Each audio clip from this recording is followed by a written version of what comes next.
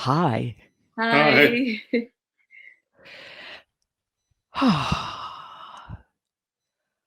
I always just like to take a second to look at the people that I'm speaking with, especially in this format, because if we were together in a room, I would understand some things about you immediately.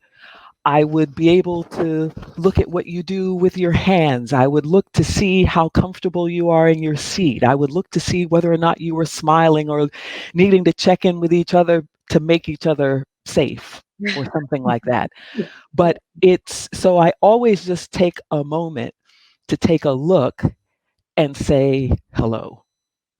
And Hello. so hello to you today first.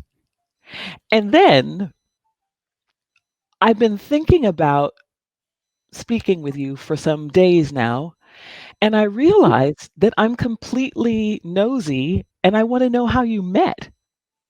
Oh. Well, it's very easy. We met at university. I was 18, Stuart was 20, and we didn't get on when we first met. It took a few weeks. Yeah. And then we became very, very good friends. And were you studying music at university? No, I was studying English and I was studying physics. So completely different subjects and not subjects related to music. No. And probably completely different personalities as well, which in the end works. And in what way do you have such different personalities? Well, I'm definitely an extrovert, I would say, and more of a risk taker, I would say, and gregarious, whereas you are more... I'm probably quieter. I am more, I don't take as many risks. I'm more careful. What else? But actually... But there's a lot of similarities as well. Yes, we have a lot of overlap. Yes, on the surface we're different, but actually we have a lot of overlap. Because we have exactly the same beliefs, exactly the same values, exactly the same aims. We wanted to bring our children up in exactly the same way, and probably our backgrounds are very similar. And in what ways are your backgrounds similar? Well, I suppose my parents came to the UK, in the late, as immigrants, if you like, for want of a better word, in the late 50s. So I grew up in 70s Britain, which wasn't really an easy time for families from the Caribbean and other parts of the world. And your journey was different, but the result was very similar. Yes, right? So I came from Sierra Leone in West Africa as a child, again into 1970s Britain.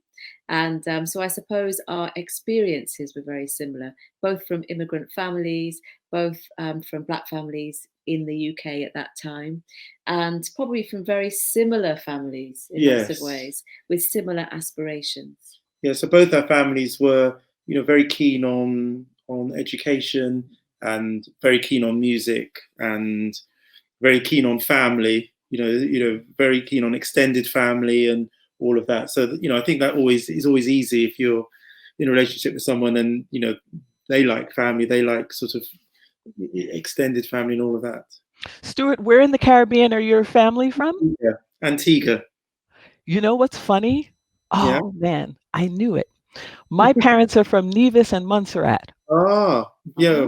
Well, my dad's father was born in Montserrat, actually. Yes. And St. Kitts and Nevis, I guess. My mum, although she says she's Antigua, my mum was actually, because her father was a kind of Caribbean police officer, if you like, or the Leeward Islands anyway. And my mother was born in St. Kitts and actually lived there till she was about 8. Good grief. We may be cousins. Yeah, exactly. So you're at university, you're studying physics and English, you meet each other, you date, you decide to get married? Not straight away, no. Stuart asked me to marry him a year later. Yes. 2 years later. 2 years later. Yeah. And I said no. I thought it was far too soon. Then we... After 2 years, you thought it was too soon? I was only 21 No. Yeah. How about that? 20. I was 20 at the time, so I thought that yes. was far too early. So we went our separate ways, but we remained friends. We kept writing each other letters. We'd visit each other. And 9 years after that, Stuart asked me again, and I said yes. Wow. So that's how it happened. Tell me, even in the university time, before you had children, what role music played in your lives, in the families that you grew up in? Well, for me, I was brought up with piano lessons. My mother thought it was very important we all had piano lessons. And also, I had free clarinet lessons in the school I went to. So, music was seen as very important both at home and in school, actually. I played in bands and orchestras in school. But it never occurred to me to become a musician. It was very important that we learned music, and it was valued in the family. Yeah, and my mum taught my sister and me the piano. So we started at the same time, but my sister's 4 years older than me, so he was 10 and I was 6. She taught us piano initially, and then back in those days, if you could get a scholarship to a local conservatoire of music, a free scholarship. So I, from quite a young age, got a scholarship to a sort of conservatoire of music where you could go once a week and have lessons a couple of miles away. And my dad used to take me to that. And then, music carried on through. But when I was a bit older, there was an orchestra, so I played the cello at a local orchestra that was also free. And my sister went on and actually did a music degree at university for 3 years. And we had quite a lot of sort of relatives who were in the music world. So I had an uncle, my mum's brother, who was a jazz guitarist. I had a cousin Sean who was was in the sort of bohemian music world. He died sadly very young of sickle cell. There was a lot of music in the family, for sure. And then you decide you're going to have your own family. You get together. Children are a part of your plan, Definitely. of your conversation. Yeah. And you have your first child. And what's your feeling? So you're giving the same kind of opportunity, if you will, and exposure to your first child. And so music is a part of that. Education is an important part of that. Yeah. And what happens? What happens that music becomes such a focal point in the family? Well, I think if both parents, it doesn't have to be both, but it's easier if both parents have a real love of music. Then when we thought, when Isata, our eldest or our first child, was young, and we talked about, introducing her to the recorder and later the piano, there was never any, well, why would you do that, right? It was just, oh yeah, that makes sense, and we should get a piano. Well, that makes sense, and even though pianos aren't cheap, well, that's a bigger priority than getting a new kitchen or a new sofa or whatever. So it was always just, that is a really good thing to do, not with the aim of becoming a musician, but it's just something that we felt that was really, really good for a young child to do. Yes, but also I think we very much thought that Isata needed music because she was someone that was doing really well at school. Her mind was going too fast. We felt that she was someone who emotionally needed music, and she was also clearly gifted right from the very beginning. She'd sing in her cot. She was someone who responded to music. So as soon as we gave her piano lessons, it was astonishing. She just flew, didn't she? She really, really loved it, and she would sort of make out little tunes. She'd hear things on the TV or the radio, and then she'd be sort of improvising a lot. When she was young, when she was sort of, she started on the piano when she was probably 5, 6, but by the time she was sort of 7, she was doing a lot of improvising, wasn't she? And she just really, really enjoyed it and would learn things quickly. So, it's something that she took to. So, it was really good. I think I have to even step back a little bit and ask what kind of music you were exposed to when you were young.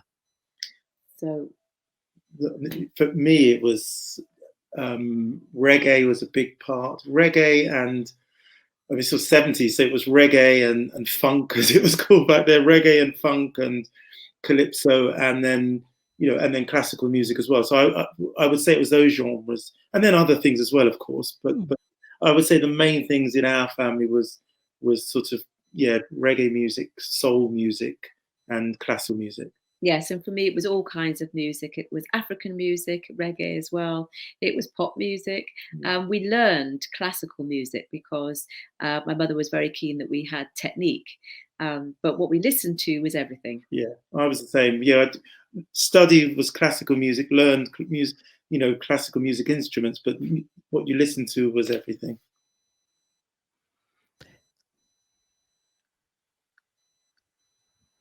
You have 7 children. There isn't another way to say it.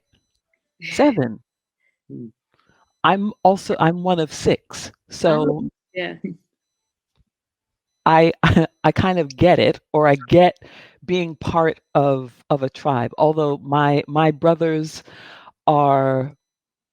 youngest brother's already 12 years older than me, and my eldest brother is 20 years older. So I always think of them as a hand because they're so much closer together in age than they are to me.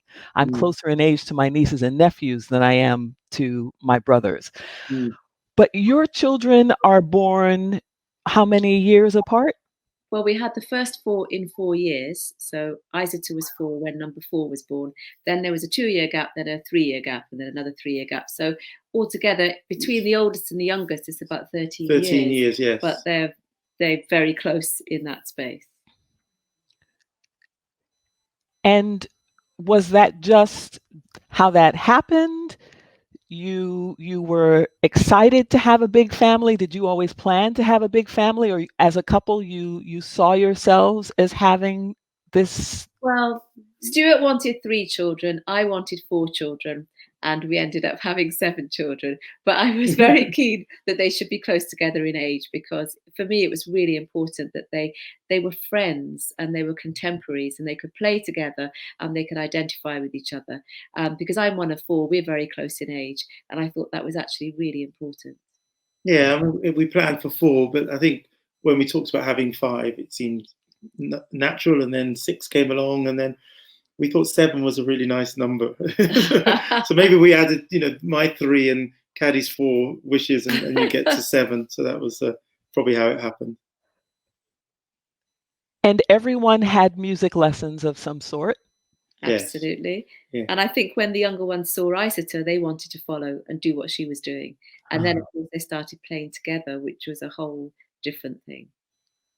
And I think with your children, when you give one of them an opportunity and you see that they're enjoying it, you of course want to give the others, similar opportunities. And it wasn't just music they did. I mean, they did other, obviously they did sport and play games and and obviously schoolwork and all of that. But music was definitely a big part of something that they could all do together. They could all enjoy together and get and sort of fill their imagination, I think. That's such a big thing too, isn't it? Fill their imaginations. Yes, I think Absolutely. so. And I think children, are naturally creative, I think. And you just need to give them creative outlets. And, and I think they're probably talented in many things, and you need to expose them to things where they can express themselves and enjoy those talents. And it doesn't then mean in the end that they'll become a musician or a ballet dancer or a football player. It doesn't matter. It just means it's something that they've been able to build confidence on and learn about themselves and how they engage with others and all of that. So I think that's what I think you get from music. And so what was your feeling when they all became musicians? We were delighted. We never at any point thought they are going to become musicians. We thought they are playing music, and isn't that wonderful? And what they got from that would leak into everything they did. So we never at any point made a plan that that was going to be their profession. But when they went into that, we were very enthusiastic and thought it was wonderful. But it has to be their choice, I think, because if you're not consumed by the passion for music, then you shouldn't be a musician. Mm-hmm. I mean, I feel like you're unique in a way that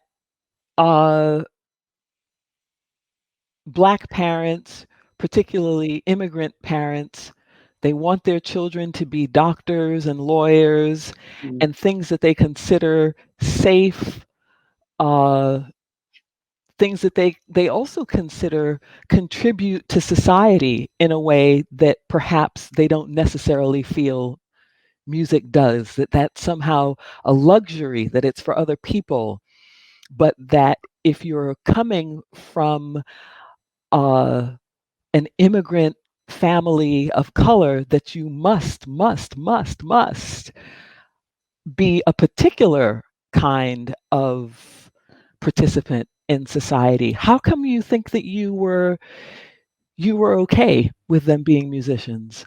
Well, it's partly our own upbringing because our parents thought music was very important. And I think for us, music is such an important part of society and culture. It's such an important part of civic feeling that we thought music was one of the most important things that there are. And I understand why immigrant families don't want their children to do music because it's very expensive. It's a precarious career. There are no guarantees, and you have to really believe in it in order to do it. There are no easy ways.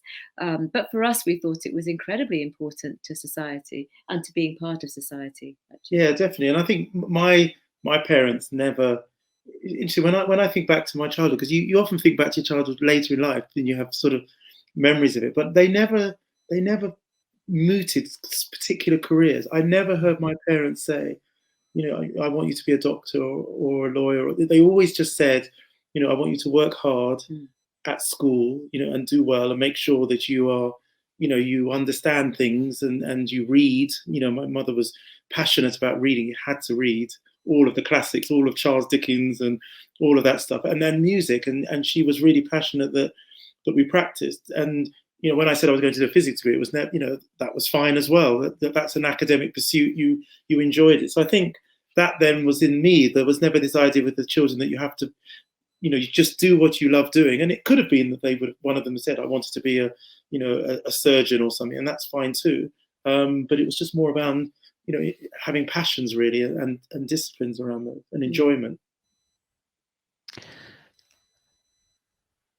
The House of Music. Kadi, this is your book. Speak a little bit about what the book is about and what your impetus was in writing it. Well, when I first started writing the book, it was going to be about the children, bringing the children up and their paths to becoming classical musicians. But then when I started writing it, I realized it had to be about mine and Stuart's background as well, because otherwise it made no sense.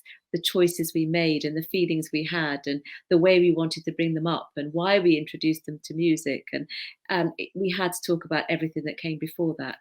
So it started with my background, Stuart's background as children, where we're from, what we experienced as children, what our own ambitions were, and then why we allowed our children to have the choices that we gave them.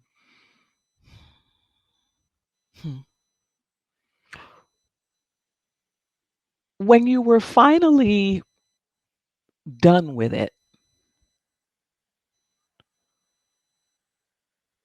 what do you feel that you were able to connect with that was important to you in beginning to write the book in the first place? Firstly, I was able to connect with myself and make peace with. I think when you're a mother, you sacrifice so much. You sacrifice your identity, you sacrifice your own ambitions. And then I think looking back, you can see how much you have gained as well and what you have become as a person.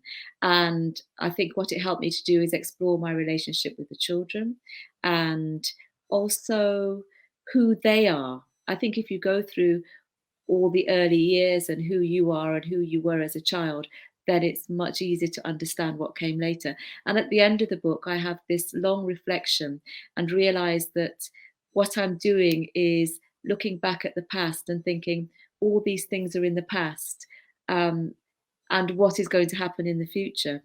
And all of which things are in the past? their childhood. Mm-hmm. In the book, I walk around the house and see all the pictures they drew as little ones, and I think how quickly the time has gone, but everything's still here. I mean, the house is very much an echo of all that. But what was ironic about that was as soon as the book was finished, then we had the global pandemic and everybody came home. And it was almost as though we had a repetition of all that again. The past all came back. So it was fascinating.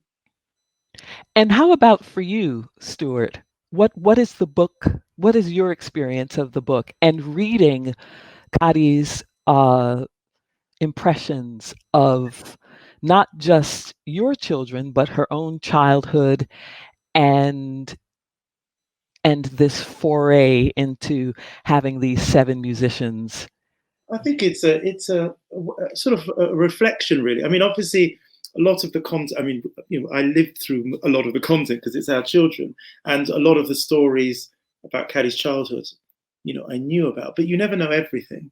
And there are always things in there that, when things are put down in print and in writing, they do have a different impact versus something that you may have spoken about in your 20s, but you don't revisit. And I think it was a sort of a revisiting of some of the pain of sort of early life, but then sort of some of the struggles that you go through as all families do, or certainly a lot of families do. But then there was a lot of it brought back a lot of joy, actually, and you sort of think, gosh, actually, there's a lot we've been through, and there's a lot the children have been through, and it's sort of like a memoir. Well, it is a memoir, but it's a sort of like a diary almost of our life, really. Yes, and I think one of the questions that I found I wanted to think about was that balance between nature and nurture. Because when I look back, the children were so gifted, but then of course we created an environment around that gift, and we gave them the opportunities and we encouraged it. So I wanted to talk about that yes, if you have a child with great talents and gifts, it doesn't mean anything unless you then do something with that. So it was about that responsibility as well. Why classical music? Well, I think when I think of learning an instrument, I suppose as my childhood, when I learned an instrument, it was classical music. And sometimes as parents, your frame of reference, in some ways, maybe it's quite narrow, right? You have certain experiences, you get a lot of pleasure from it, and therefore naturally as a first thing, you introduce your children to things that you've experienced that you think they may like. Then, of course, if they come and say, I want to do X, then you try that, right? So I think classical music was a big part of my life. It was a big part of Kadi's life. And so it just seems very natural to do that. And actually, I think classical music is a wonderful form of music. And I think it enables you to stretch yourself. If you learn the piano or you learn the violin or you learn something. But that's different because that's learning an instrument. And classical music is a particular kind of music. You could play all kinds of music on clarinet or on piano, but you've made a kind of importance around classical music. And I think I'm trying to get to that. Why classical music? There are different reasons. For me, definitely, learning classical music was a form of education because it's something that takes rigor, it takes practice, it takes attention. You're learning to read in a certain way, you're learning about patterns, you're developing your mind, you're learning to think and listen in a way which you have to learn how to do. And for me also, it was about the depth of emotion that you get from classical music. It runs so deep, and I understood that. And I think also it was because it was an area that seems so unreachable for so many Black families. It's an area that seems culturally set apart. And I think we very much wanted to show the children that it was something that they could do. It wasn't forbidden territory. So all those reasons were there. Yeah, I would echo that. And I think, I think you start off with something because it felt familiar, definitely. It wasn't that you shouldn't do pop music, and in fact the children do play a lot of pop music and so on. But it was something that felt familiar, and then when they showed a talent, and they were doing well, And people would say, well, why continue? That's not for black children. You almost think, well, you got that yeah, resistance? yes. And you think, well, no, they are children. And, if you believe that children can do anything, which I believe and Kadi believes, then why let things get in your way? Who was saying that to you, and what do you suppose was in their way of understanding that music could belong to black children as well? Well, we were getting it from some parents at the school, and I think their reasoning was Who were the parents? So back up. Who were the parents in the school? well, for example, the boys were very keen on football, so they were part of various football teams. But were they black parents, black kids, white kids, all kinds of kids? Complete mixture. They were part of lots of things that city children do. So they did karate, they did sport, they did athletics, they did football. And those parents were not parents who were interested or understood classical music. And I think they thought that we were setting up our children to go into an area that didn't belong to them, and also setting them up to fail, that somehow what we were asking them to do was too hard. And there is an idea that somehow classical music is something where you have to work really hard at, and it's very painful and it's very serious. And we didn't think that at all. We think it's very joyful and it's very rewarding. And I think getting people to understand that was very difficult. Yeah, and I think it's a really interesting point, because we're not saying every child should do classical music, but it is interesting when you do classical music, people ask the question, why are you doing that? Whereas if the boys had been doing, I don't know, football, and no one would have asked the question, why that, right? Or so there are lots of stereotypes which are wrong. And I think I grew up in a time when my parents, there were lots of stereotypes around sport. When I was young, black people were not meant to play football, soccer, or when I say football in the that sense, there were no black footballers in the top leagues. And you roll on 20-something years and it's completely changed. But I lived in a time when people said, no, black people can't play football, black people can't play cricket, and which was 10 years before that. But my father talked to me about those stereotypes. So I was always brought up to think, no, those things are wrong. And my parents presented me with heroes that had challenged the status quo. So Muhammad Ali was a huge hero. I had posters of Jesse Owen, was obviously 50 years, or no, 30 years before my time. I had Viv Richards, and I thought these were people who, took sport to the next level. And to me, they could have done the same. Muhammad Ali could have done anything. And so he just chose to be a boxer. And I thought, well, children could do anything, whether they're black or not. Kadi, in relationship to the book, and I guess to both of you in terms of how you view yourselves as parents, how do you see the book and the work of the kids and your marriage and your way of raising your children contributing to the larger conversation about race and classical music? I'm hoping that it's going to be a very positive view. The children take very seriously their position as, I suppose, role models. They don't see it as a burden. They see it as actually very important, that they say this world is, we can open it up to everyone. And I think you can only do that by example. And I think for us, we want to show other black families or other families how amazing children are and what potential they have, and how it's very important actually to believe in your children, because what we had a lot of the time was you're pushing them too far, you're making them do something in which they will not succeed. And we always thought, well, actually, it doesn't matter if they don't succeed at everything they do. What matters is if they take the risk and they try and they test themselves, and so much can be achieved in that way. And I think you have to believe in your children. What about for you, Stuart? Is there anything you'd like to add to that? I think children need to believe that they can take risks and learn from them, and I think, and the children have to learn to fail, and that's okay, right? Because, your parents will love you, and, your siblings love you, and close friends love you, and other relatives will love you. So, I think children shouldn't be afraid in really, really doing something that they believe in. And in the end, you don't want to look back in life and think, I was a really good swimmer, or I was a really good.